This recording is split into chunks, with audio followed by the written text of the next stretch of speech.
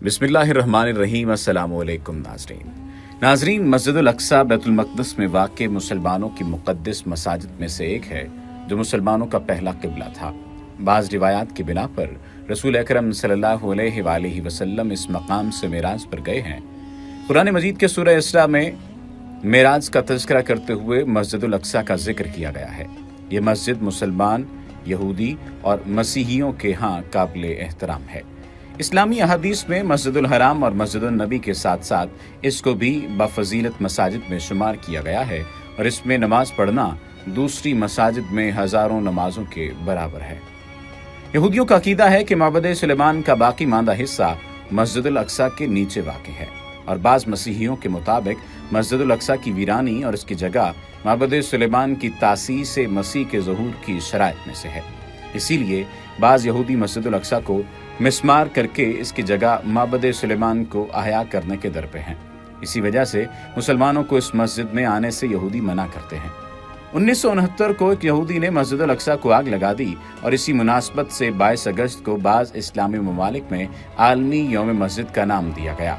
जिस इमारत को आजकल मस्जिद अल-अक़सा कहा जाता है, पहली सदी हिजरी को अब्दुल मलिक बिन मरवान के दौर में तामीर हुई और मुख्तलिफ अदवार में इसकी मुरम्मत हुई।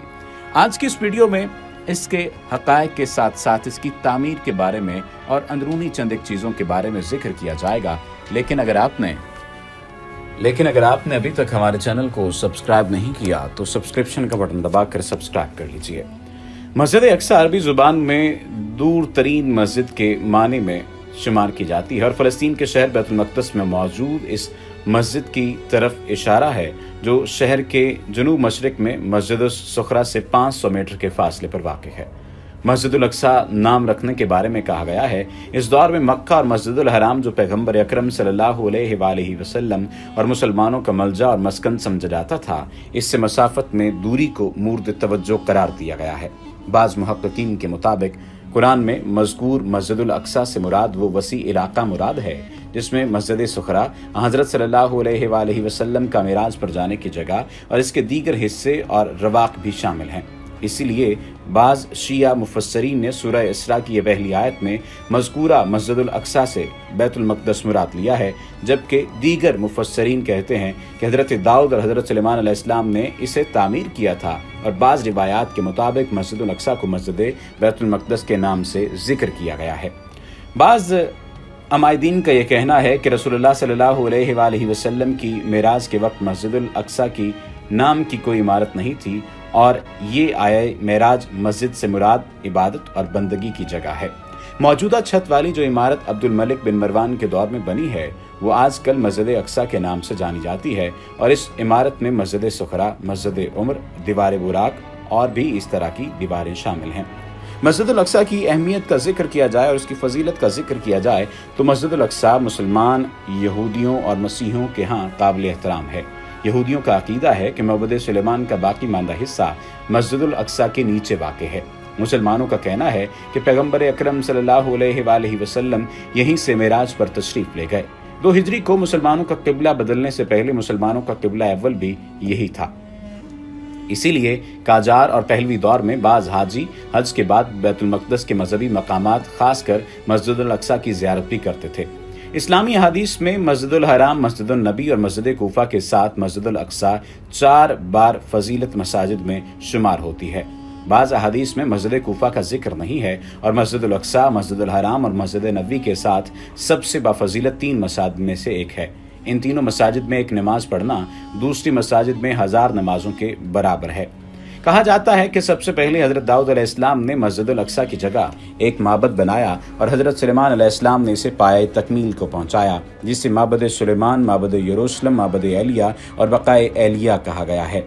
19वीं और 20वीं सदी ईस्वी के मुअर्रिख़ गुस्तावे लीबोन का कहना है कि बैतुल मक़दस मुसलमानों के तवस्सुत फ़तह होने से पहले मस्जिद अल-अक़सा के इलाके में हज़रत मरियम के नाम से कलीसा मौजूद था। पहली सदी हिजरी के माखज़ के मुताबिक मौजूदा मस्जिद अल-अक़सा पहली सदी हिजरी को उमवियों के दौर में तामीर हुई।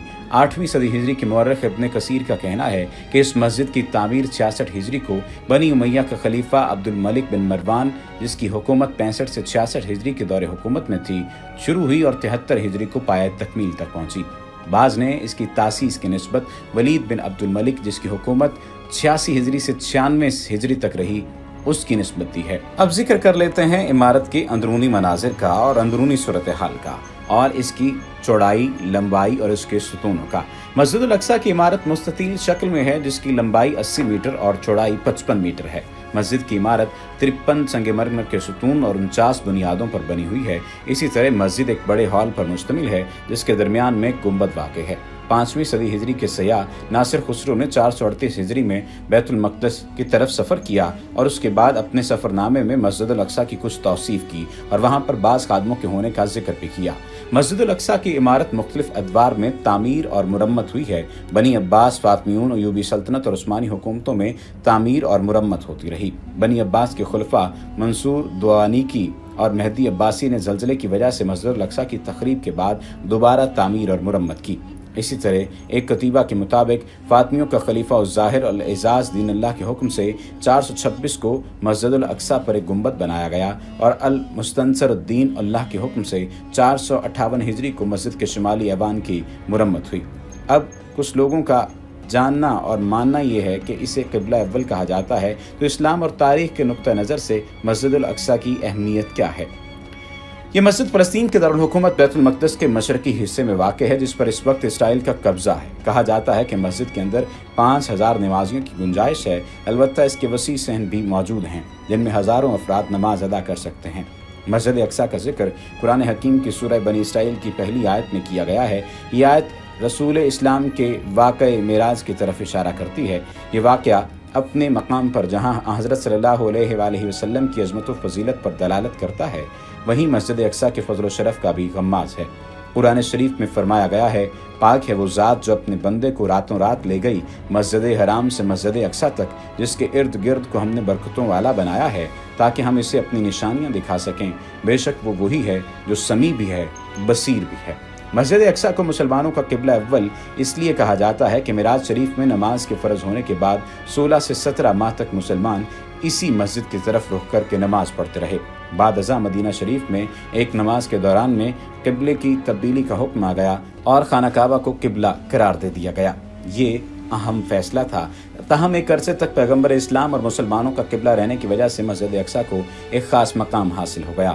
احادیث کے مطابق مسجد حرام، مسجد اقصیٰ اور مسجد نبوی کی طرف سفر کرنا باعث برکت ہے۔ حضرت عیسیٰ علیہ السلام بھی بنی اسرائیل سے تعلق رکھتے تھے۔ ان کی زندگی میں تو یہودیوں نے ان پر ظلم و ستم روا رکھا اور ان کے الہی مقام و مرتبے کو قبول کرنے سے انکار کر دیا، لیکن بعد ازاں ایک عرصے تک مسیحیوں کی بھی اس شہر پر حکومت رہی۔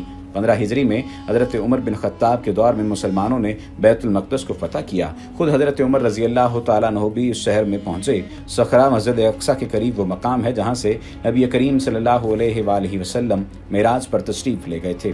آج کل دنیا میں الاقصیٰ کے ذکر کے ساتھ جو تصویر آنکھوں کے سامنے ابھرتی ہے وہ اسی مقام کی ہے جس کے اوپر عبد المالک بن مروان کے دور میں گنبد تعمیر کر دیا گیا تھا۔ حضرت عمر نے روانگی کے وقت صخرہ اور براق باندھنے کی جگہ کے قریب مسجد کی تعمیر کا حکم دیا، وہیں پر انہوں نے نماز بھی ادا کی۔ مسجد اقصیٰ سے یہ مقام چونکہ بہت قریب ہے اس لیے یہی مسجد بعد میں مسجد اقصیٰ کہلائی۔ فلسطین کی آبادی نے رفتہ رفتہ اسلام قبول کر لیا۔ اسی طرح سے فلسطین کی سرزمین آغوش اسلام میں آ گئی۔ یہودیوں کی مختصر آبادی کے علاوہ عیسائیوں کی بھی کچھ آبادی اس سرزمین پر ہمیشہ موجود رہی۔ رسول اسلام صلی اللہ علیہ وآلہ وسلم سے پہلے چونکہ یہ سرزمین ہمیشہ انبیاء کا مرکز رہی ہے، اس لیے دنیا کے 3 بڑے ادیان کے نزدیک یہ آج بھی محترم ہے۔ شاید دنیا میں کسی اور سرزمین کو یہ خصوصیت اور حاصل نہیں ہے۔ یہ سوال بہت عام ہے کہ مسجد اقصیٰ کا بانی کون ہے؟ بعض لوگ حضرت آدم کو، بعض حضرت ابراہیم کو اور بعض حضرت یعقوب علیہ السلام کو اس کا بانی قرار دیتے ہیں۔ اسرائیل بھی حضرت یعقوب علیہ السلام ہی کا نام ہے اور آپ علیہ السلام کی اولاد کو بنی اسرائیل کہا جاتا ہے۔ آپ علیہ السلام کی اولاد میں سے حضرت سلیمان علیہ السلام نے بھی یہاں معبد تعمیر کیا، اسی کو ہیکل سلیمانی کہا جاتا ہے۔ بعض لوگوں کا کہنا ہے کہ حضرت سلیمان علیہ السلام نے اس معبد کی تجدید کی جس سے حضرت یعقوب علیہ السلام نے تعمیر کیا تھا یا جو پہلے سے یہاں پر موجود تھا۔ یہودی چونکہ حضرت عیسیٰ علیہ السلام اور حضرت محمد صلی اللہ علیہ وآلہ وسلم پر ایمان نہیں رکھتے، اس لیے وہ چیزیں جو ان 2 ہستیوں سے مربوط ہیں ان کے احترام میں کے بھی قائل نہیں۔